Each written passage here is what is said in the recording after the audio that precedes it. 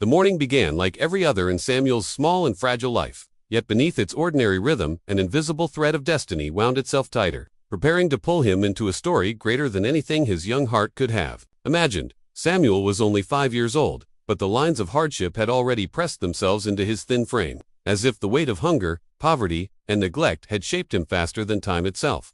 The sun had not yet climbed high, and a pale light stretched across the plains, soft and fragile like a veil of hope, over a land that rarely offered any. Samuel rose from the reed mat where he slept, his bones aching from the hardness beneath him, his body shivering not from cold but from the emptiness of a stomach that rarely knew fullness. His family's hut, patched together from wood scraps, mud, and straw, stood precariously at the edge of the settlement, not close enough to the heart of the village, where laughter and warmth sometimes gathered, but not so far that they could be entirely forgotten. They lived in the gray spaces, in between belonging and isolation, tolerated but not cherished. Every morning, Samuel stepped outside into a world of dust. The ground was cracked, thirsting for rains that seemed to favor other lands, and each gust of wind carried the smell of dryness and despair. Chickens from other homes clucked nearby, but his family owned none. He would watch other children chase after them, laughing, their small bellies round with food, while his own remained sunken and hollow. His clothes, stitched together from what little his mother could scavenge, hung loosely from his shoulders, one sleeve shorter than the other, patched so many times that no original fabric remained. His bare feet were hardened, the skin darkened and thickened from years of walking on unforgiving earth. The villagers hardly noticed him. To most, Samuel was little more than a shadow that slipped quietly past. He was too small to help with the heavier chores, too weak to join the games of the stronger children, too poor to matter in the calculations of adults who measured worth in cattle, trade, or strength. His father had once been a hunter of skill and reputation, but years of illness had stolen both his vigor and his pride, leaving him a thin, coughing figure who could no longer provide for his household. His mother worked tirelessly, gathering roots, mending torn baskets, offering what labor she could to neighbors who sometimes paid in scraps of grain. Yet still, it was never enough. So Samuel grew up in silence, a child no one sought out, a boy no one expected anything from. And yet, despite the weariness pressing down on his short years, there lingered in his eyes a spark, faint but undeniable, as though life itself had whispered into him that his story was not meant to be wasted on invisibility. Wandered to the very edge of the settlement where the horizon stretched endlessly, and imagined what lay beyond. Forests thick with secrets, rivers that sang, mountains so tall they touched the sky. Sometimes he dreamed that beyond that horizon lived a life where he was not small, not hungry, not forgotten. On this morning, as Samuel rubbed the dust from his eyes and prepared for another day of surviving rather than living, he did not expect anything different. The rhythm of existence was too heavy, too predictable. He would search for food where there seemed to be none,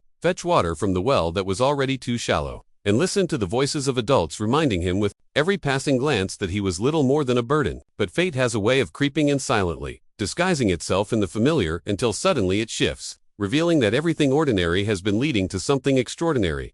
And so it was that as Samuel stood in the doorway of his family's hut, the light of dawn catching in his tangled hair, shadows began to stretch across the land. At first they seemed like tricks of the rising sun, long silhouettes reaching farther than they should, strange shapes moving where no one had walked. The air grew heavier, the stillness more profound, as though the world itself held its breath. Samuel squinted, trying to understand what his young eyes were seeing, but a feeling stirred deep inside him.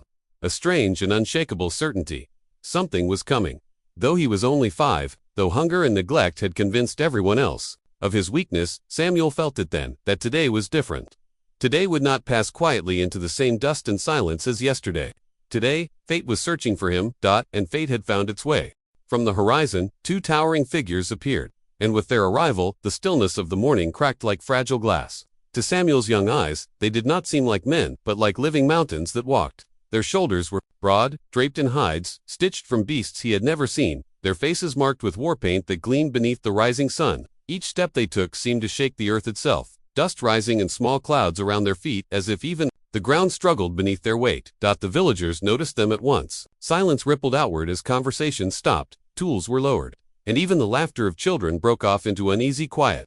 No one could mistake what these two were: warriors, not wanderers. Their bodies told stories of battles fought and survived, scars slashed across their arms, muscles carved as though from stone, and eyes that burned with a fire both fierce and desperate. Whispers flew like startled birds. Who are they? What do they want? Some men reached for their spears, others pulled their children closer, yet the warriors did not march toward the chief's hut or the heart of the settlement, where most outsiders would go.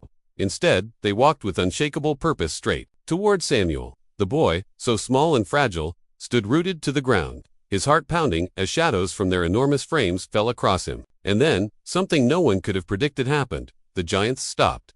They did not tower above the village in menace. They bent, lowering themselves until their eyes, fierce, painted, and filled with something more complex than fear, met the wide, uncertain gaze of a 5-year-old child. In that moment, the entire village froze. What business could such men have with someone so insignificant? Why would warriors of such size and strength bypass the elders, the leaders, the hunters, only to kneel before a boy with torn clothes and bare feet?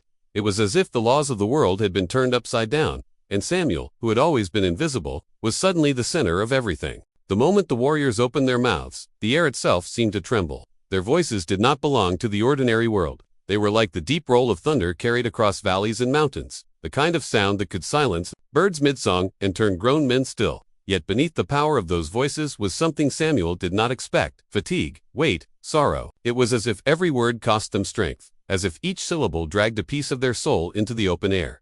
They began to speak not just to Samuel, but to everyone who had gathered in a hushed circle around the hut. Yet even as villagers craned their necks and listened with wide eyes, it was clear who their words were meant for. Their gazes, unwavering, unshakable, never left the boy's face. They told of a journey unlike any the people had heard. The warriors spoke of walking for days that blurred into weeks, crossing plains that stretched so wide the horizon felt like an endless ocean of grass. They had moved through storms that tore the sky apart with lightning and thunder, storms that killed buffalo herds in their fury. They had survived droughts that cracked the earth, where every step seemed to lead only deeper into emptiness. Yet even the earth itself was not their greatest enemy. From the shadows, from behind ridges and rivers, enemies had followed them. Not enemies of flesh and bone alone, but enemies of spirit. Rival clans, yes, men armed with weapons thirsting for blood and revenge, but also darker things whispered in their traditions. Spirits of the land angered by trespass, beasts that walked only at night, curses laid upon them by those who wanted their mission to fail. Their voices lowered when they spoke of these enemies, and even the most skeptical among the villagers felt the hair rise on their arms as the weight of the story sank in. Yet still, the two giants had pressed forward. They carried not only their weapons but something far heavier, the burden of a sacred task. What this task was, they did not reveal in its full detail, but Samuel could hear the reverence, the trembling devotion, in their words. It was something given to them by their elders, passed down from ancestors, something more important than their own lives. And now, as they stood at the edge of collapse before a frail child, they confessed the truth. They could no longer carry it. Their shoulders, broad enough to carry boulders, slumped as they admitted it. Their eyes, fierce enough to strike fear into grown men, softened with desperation. They spoke of wounds not visible, wounds that bled beneath their ribs, exhaustion that tore at the fibers of their strength. They had been chosen for this journey because they were giants, because they were warriors who could face storms, hunger, enemies, and the weight of sacred duty. But now, their voices broke. We are no longer enough. The villagers, huddled around them, gasped at such a confession. For warriors of such size and power to bow their heads and admit weakness was like mountains, confessing they could crumble. It unsettled the order of things, challenged every belief about strength and weakness. And then came the moment that turned the air to stone. With every eye watching, the warriors turned fully to Samuel, their bodies lowering, their great hands pressing into the earth as they bowed before the boy. The giant men, painted in the colors of war, marked by scars of survival, carrying the weight of centuries of tradition, bent themselves to a child who wore rags and had not eaten a full meal in weeks. They spoke again, and their words cracked like fire through silence. They had not come for food, not for shelter, not for weapons or aid from the strong. They had come for him. They begged not for help from chiefs or elders, but from Samuel, a boy so overlooked that even the children of the settlement ignored him. The request seemed absurd to every onlooker, but to Samuel, it did not feel absurd at all. It felt heavy, real, as if he had been waiting for this moment all his short life. And so it was, that in the trembling of their voices and the bowing of their heads, the world shifted. The laws of power and weakness shattered. What was strength, if not the ability to admit weakness and beg for help? What was weakness, if not the place where destiny could plant its seed? The villagers would never forget the sight. Two giants, kneeling before a boy no one had believed in. The request was simple in words, but immense in weight. Help us. Carry what we no longer can. Complete what we cannot finish. Protect what is greater than us both. Samuel's small chest rose and fell as he tried to breathe beneath the weight of their gaze. His heart thundered in his ears. He had been invisible, all his life, a shadow in dust and hunger. But in that moment, he was no longer unseen. The warrior's eyes, dark with exhaustion, but lit with hope, carved him into the center of the universe. Their need lifted him higher than food, higher than safety. He was no longer a boy waiting for scraps. He was a boy upon whom mountains leaned, and as their voices faded into silence, carried off by the morning wind, Samuel understood that nothing in his life would ever be the same again. The world around Samuel shifted in ways too great for words, as though the earth itself had turned beneath his bare feet and left him standing in a place he had never known before. Only moments ago, he had been what he had always been, a quiet shadow clinging to the edges of his village, overlooked, forgotten, unnoticed. To most, Samuel was not even worth the effort of dismissal. He simply did not exist in their eyes, like the dust that clung to their sandals or the smoke that drifted unnoticed from dying fires. But now in the heartbeat that stretched like an eternity, the gaze of two giants rested on him, and with it, the unbearable weight of meaning. The boy felt it first in his chest, as though their words had not simply been spoken, but hammered into him with invisible hands. You, one word, yet vast enough to split his life in two. A single syllable that declared to the whole village, and to fate itself, that Samuel, the boy who mattered least, now mattered most. It was not just sound, it was a summons. The word struck him like a drumbeat, reverberating through his ribs, echoing in his blood, turning every breath into a trembling prayer he did not know how to form. In that instant, memories of his smallness rose unbidden, as if to challenge this impossible calling. He saw himself as he had always been, the child who stood outside games because no one invited him, the boy who lingered at the edges of feasts, waiting for scraps tossed carelessly onto wooden plates after the strong had eaten. He remembered the way other children laughed at his tattered clothes, the way elders spoke over him as though his silence were part of the landscape. He remembered nights when hunger twisted his stomach into knots, and mornings when he woke to the cold realization that another day would bring no warmth, no fullness, no notice. Invisible, that had been his identity. He had not just been small in body, he had been erased from the tapestry of life around him. And yet now, impossibly, the greatest figures he had ever seen, men carved of power and scarred by battles that spoke of 100 lifetimes, had bypassed chiefs, warriors, and hunters to look only at him. Him, a boy in rags, with hollow cheeks and bare feet. It was too much. Fear rushed in like icy water, wrapping itself around his small frame, seeping into his bones until he thought he might shiver apart. How could such a thing be real? How could he who had never been chosen even for games of chase among the other children be chosen for this, a mission too heavy for giants? The absurdity of it made him want to laugh, but the laughter died in his throat, strangled by terror. What if he failed them? What if their choice was madness? What if the village mocked him even more for believing in such a calling? Yet alongside the fear, something else stirred, a heat unlike any he had felt before. It was not the warmth of food, nor the comfort of fire. It was something deeper, older, roar, a fire that lived in the marrow, that whispered not of what he had been, but of what he could be. The giant's gaze had planted it in him, with their word, with their plea, with the unimaginable weight of their need. Samuel felt it bloom, hesitant at first, like the fragile spark that leaps from flint to dry grass. He wanted to resist it, to stamp it out with all the memories of his smallness. But the fire did not care about who he had been. It cared only for what he might become, and in its light, Samuel caught the faintest glimpse of a world where he was not invisible, where his name carried weight, where his presence mattered. The possibility terrified him, but it also pulled him forward, like a tide too strong to fight. Round him, the villagers shifted uneasily, murmuring among themselves. Some scoffed in disbelief, shaking their heads at the absurdity of giants lowering themselves before a child. Others whispered prayers, fearing what it might mean. A few stared at Samuel with wide eyes, as if already sensing the shift, as if already seeing him, no longer as the boy they had ignored, but as something more. Samuel felt their eyes, too, but none carried the weight of the giant's gaze. Their eyes judged, questioned, doubted, but the warrior's eyes declared. They did not ask if he was ready, they told him that he was. They did not weigh his worth, they gave him worth by the very act of choosing him. The boy's breath came shallow, fast, as the two truths battled within him, the cold grip of fear and the rising heat of fire. One told him he was still nothing, still the ragged child of dust and hunger. The other whispered that he was everything now, that his life had split open like the sky at dawn, revealing colors he had never known existed. Samuel's small hands trembled at his sides. He wanted to hide them behind his back, to curl into himself, to disappear into the earth. But he also wanted to reach forward, to take hold of the invisible thread the warriors had tied to him with their voices. He felt as though the entire world hung on his choice, even though he had not yet spoken, even though no one had asked him to swear. The act of being chosen had already made him more than he had been. And so he stood there, trembling between two selves, the boy who had never mattered and the boy who now mattered more than anyone. Fear clawed at him, but within its grip, the fire grew, crackling louder, brighter, as if it hungered for the chance to burn. Perhaps this was what belief felt like, not certainty, but the courage to let the fire grow, even while the ice still clung to the bones. Perhaps this was what it meant to matter, not to be ready, not to be strong, but to be seen. 1 Samuel. The world had tilted, and nothing would ever tilt it back again. The air inside the village thickened, as though every breath had been stolen by the sight before them. People stood frozen in the spaces of their ordinary lives, men with half-carved tools in their hands, women with baskets balanced against their hips, children caught mid-laughter until the sound died in their throats. The scene unfolded like a vision torn from the dreams of the ancestors to warriors so vast they seemed to belong to another world, bent low upon their knees before the smallest and frailest boy of their settlement. And in that vision, the villagers saw not just strangeness but disruption, a disturbance so profound that it felt as though the foundation of their reality had been shifted by unseen hands. The whispers began softly, but like sparks leaping from kindling, they spread, feeding on confusion, disbelief, and fear. At first, it was only one man, shaking his head with a bitter laugh, muttering, "Nonsense, trickery. They mean to humiliate us."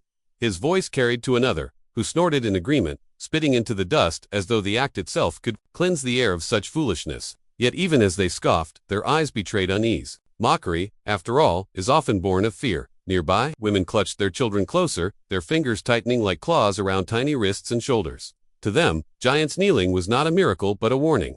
What power could compel such men to lower themselves? What kind of force demanded reverence, not from chiefs or elders, but from a child who owned nothing, who was nothing? Fear crept through their veins like cold water, whispering that unseen dangers must surely follow such an unnatural sight.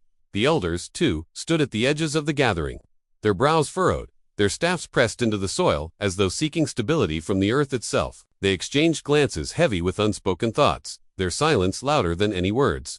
These were men and women who had weathered famine, war, and plague, who believed they had seen all things under the sun. And yet, here was a mystery they could not categorize, a vision they could not anchor to memory. Some shook their heads slowly, unwilling to let their faces betray the flicker of doubt gnawing at them. Others gazed with quiet awe, their lips moving in prayers too soft to hear, recognizing that perhaps they stood at the threshold of something that would ripple through generations. Children, too young to carry the weight of doubt, stared wide at Samuel. To them, the boy had always been a ghost at the edges of play, the one who never joined their games, whose rags and silence made him unworthy of inclusion. Yet now, in the space of a heartbeat, he had been lifted above them all, chosen for something they could not yet understand. They tugged at their mother's skirts, whispering questions that went unanswered. Why him? Why not someone else? What does it mean? And though the mothers hushed them, the questions lingered, unanswered and unanswerable, hanging in the hot air like smoke. Amid the confusion, a few felt something different, a stirring in the chest, a warmth that rose not from fear, but from recognition. These were the quiet ones, the dreamers, the ones who listened closely to the wind at night and believed that destiny often chose the least likely vessels. To them, the kneeling of giants before a child was no accident, no trick. It was a sign, a message from the unseen forces that guided the world, declaring that the order of things was shifting. In their eyes shone something the others could not bear to name: hope. The whispers swelled until the village was alive with a chorus of disbelief, suspicion, and awe. Some scoffed louder, emboldened by the sound of their own voices, their laughter sharp as broken glass. A child, the runt, the boy of rags. What madness is this? Their words cut through the air, but no matter how sharp they tried to make them, the sight before them remained unchanging, undeniable. Others folded their arms across their chests, their bodies tightening with unease, as though by themselves physically, they might resist the tide of change that threatened to wash over them. Fear was a stubborn root, and it sank deep. To these villagers, giants bowing was an omen of imbalance, and imbalance meant danger. The world, they believed, was ordered, and for survival to continue, order must not be disturbed. And yet, here, before their eyes, that order had been shattered. But for the few, the very few who allowed their hearts to rise with wonder, the image carried a meaning so profound it pressed tears into their eyes. They saw in Samuel's trembling frame, not weakness, but promise, not insignificance, but the mysterious ways of fate. They saw the possibility that greatness was not reserved for chiefs, warriors, or the wealthy, but could spring from the humblest soil. To them, the kneeling of giants was not a mistake. It was a declaration that even the smallest life carried a spark capable of lighting the dark. As the voices swirled, the air itself seemed charged with tension, vibrating with the clash of disbelief and faith. It was as though the village itself had been split into three: the scoffers who refused to accept, the fearful who braced against calamity, and the believers who dared to hope. And though none spoke it aloud, all felt the same truth settling into their bones. Nothing would be the same after this, for in the simple act of giants bowing before a child, the ordinary world had cracked open. In that crack, light spilled through, illuminating paths yet unseen, possibilities yet unimagined. Whether they wished it or not, Every villager understood that history had tilted. The boy they had ignored now stood at the center of a story far greater than any of them, and in their hearts, each one carried a truth they could neither embrace fully nor deny. The world was about to change. Samuel's bare toes curled into the dust, seeking something solid, something to ground him against the storm that had risen around him. The earth was warm beneath his feet, the way it always was on mornings when the sun climbed high, yet he no longer felt comfort in that warmth. It pressed against his skin with a weight he had never known, as if the very ground beneath him had shifted its meaning. For 5 years of his life, the dirt had been only dirt, a reminder of poverty, of hunger, of days when food was scarce and the village children laughed at his ragged clothes. But now, in this moment, the earth felt like a stage, and trembling, barefoot Samuel stood at its very center. He did not ask for this. He had never asked for anything. Truth be told, hunger had taught him silence, and loneliness had carved out the habit of invisibility. For as long as he could remember, Samuel had moved like a shadow, unnoticed, unremarkable, unimportant. When children played games, they forgot to call his name. When food was divided, he was the last to receive, if at all. When his eyes met those of grown men, they glanced away, as though his presence were too small to matter. And so, Samuel had learned to fold himself inward, to accept the role of the boy who existed without being seen. But here now everything had changed. The two giants, these warriors who bore scars like maps of their survival, had lowered themselves before him, not out of mockery or jest, but with a gravity that even a child could feel. In their eyes there was no cruelty, no laughter at his weakness. Instead, there burned something else, something Samuel could not fully name, but which pressed into his chest with the weight of its demand. Trust. Not the kind of trust given freely, in play or in kindness, but the desperate trust of men with nowhere else to turn. It terrified him. He was 5 years old, small as a reed, and just as fragile, his ribs pressed against skin thin from years of meager meals. His hands, though quick and clever, were calloused only from gathering firewood and holding his mother's woven baskets. He had never wielded a weapon, never shouted commands, never been the center of anything. And yet, as he stared into the eyes of the kneeling giants, he felt something shift inside him. Fear still coursed through his veins like cold water, but it mingled now with something stranger and awareness that this moment was larger than him, larger than his small hunger, his small life, his small name. For the first time, Samuel was seen. The villagers' whispers hummed around him like bees swarming at the edge of his hearing. Some laughed at the absurdity of it all, their voices sharp and mocking. Others muttered dark warnings, fear dripping from every syllable. A few stood silent, their gazes fixed on Samuel as if watching a story unfold that had been whispered by ancestors long ago. He felt every pair of eyes pressing down on him, each one reminding him that he could no longer shrink into the background, no longer fade into invisibility.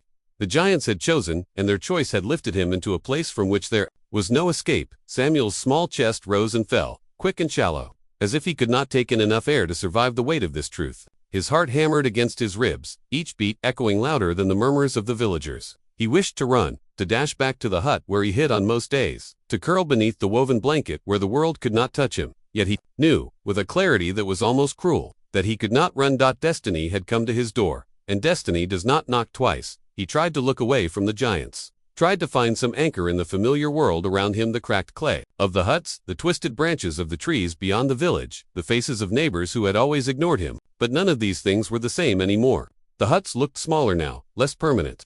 The trees seemed like silent witnesses, their branches raised as though pointing toward the sky, urging him upward. Even the faces of the villagers were transformed, their eyes wide with fear, awe, or doubt. Samuel realized with a pang that he could not return to the invisibility he had known, for invisibility is shattered the moment the world finally sees you. He turned his gaze back to the giants. Unable to resist the pull of their presence, their eyes, fierce and painted, did not look at him as a child, but as something more. There was desperation in them, yes, but also reverence, as if they recognized in him a spark that Samuel himself had never known. It was bewildering. How could men so strong, men whose bodies carried the language of survival and strength, look to him, a barefoot boy, for salvation? The question burned in his mind, twisting with fear and doubt. Why me? But beneath the fear, beneath the trembling, and the confusion, a voice whispered within him. It was not loud, nor was it fully formed, but it was steady, like the beating of his own heart. That voice told him that the question did not matter. Destiny does not explain itself. Destiny demands. He felt the truth of it settle on his shoulders, heavier than any burden he had carried. It was not a weight of stones or wood, but of expectation, of futures unseen, of paths yet to be walked. His body was small, his spirit uncertain, but in that instant, Samuel knew he could not step away. The giants had placed something in his hands, something greater than trust to plea, a hope that defied the logic of the world. To turn from it would be to turn from himself. His fingers trembled at his sides, his knees weak, but he did not collapse. Instead, he stood, barefoot and fragile, before warriors who had chosen him, before villagers who doubted him, before a world that had ignored him, and he allowed the truth to sink deeper into his bones. He was invisible no longer. The boy who had been forgotten had been called. The boy who had been overlooked had been chosen, and though his fear remained, though his small heart quivered and his thin shoulders bent beneath the unseen load, Samuel did not look away. He did not run. He did not refuse. He let the moment claim him, for he understood, even in his innocence, that this was the threshold of his life. Destiny had come to his door, and Samuel, barefoot, trembling terribly,